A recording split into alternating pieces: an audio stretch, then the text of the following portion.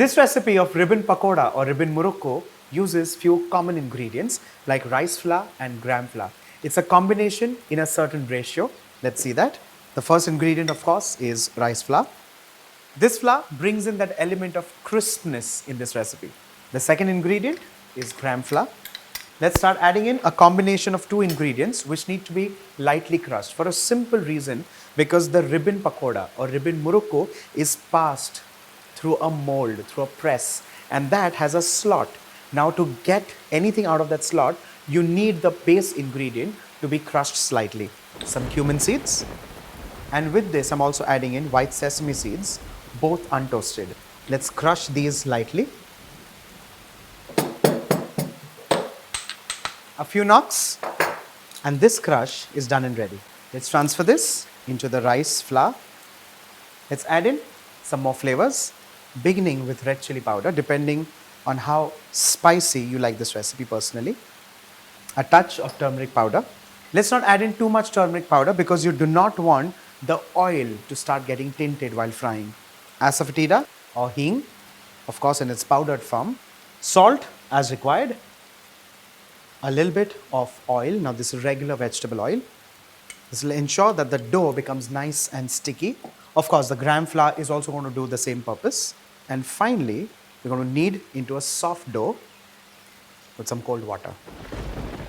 This is best done with your fingers.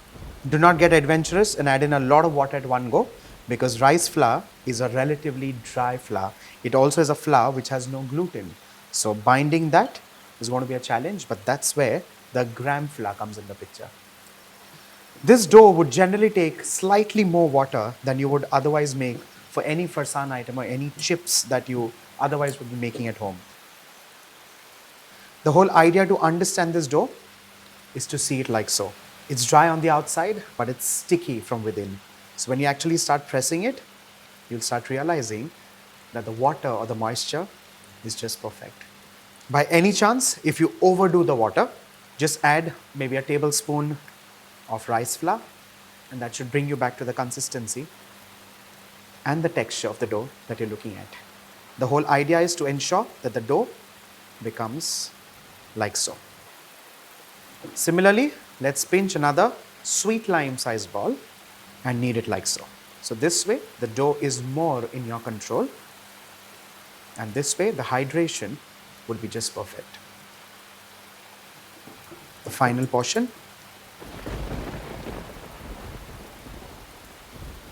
Once this dough comes together, I'll just add very little oil. The oil needs to be rubbed on the outside surface to ensure that the outside surface does not dry out. Let's keep this and allow this to rest for 5 minutes. The dough has rested well, and here I have the press with me, the murukku press. Let's begin. Our murukku dough is done and ready. The oil is heating right here. Here's introducing you a press. Now this is a press which is a very old press. This belongs to my wife's grandmother. It's several decades old. You can make several things out of this. To be precise, 4 things here.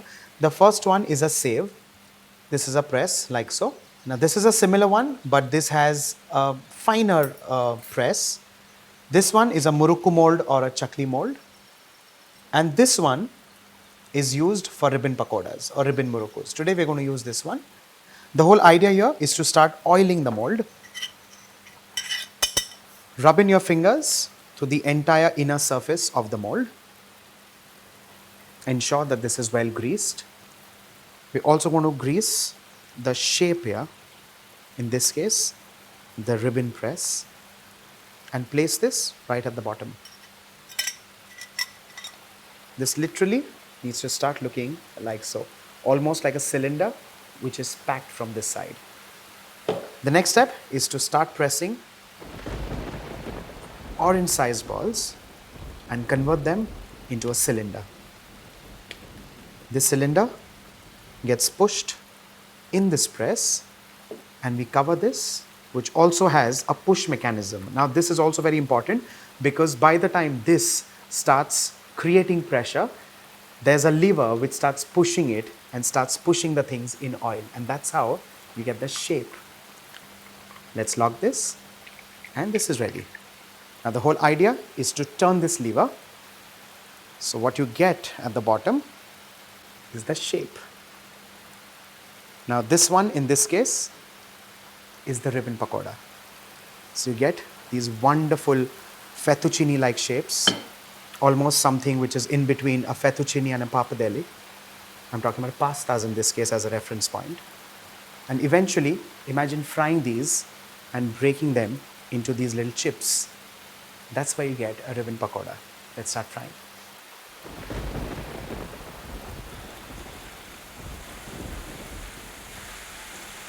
Once the mixture finishes, you're supposed to open this, clean whatever excess is here, like so.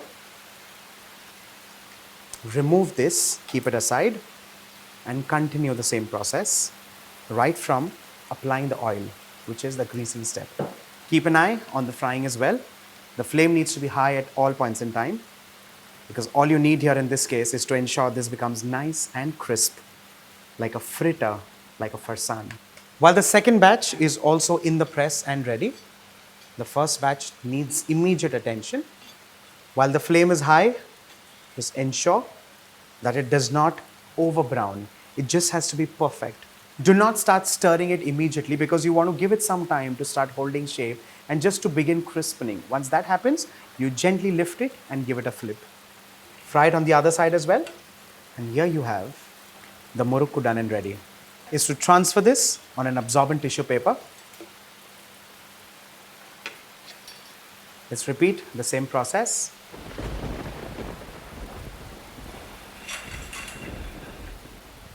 With this, our last batch is also fried and ready. With this, off goes the flame, and of course the Murukku rests here. This cools down completely, and only after which we're going to pack this. Now packing, all you need is an airtight container. Keep this, savor this, have fun all of monsoon. All you need is a cup of chai. This is me, the Bombay Chef Varun Inamdar, signing off. Bye for now.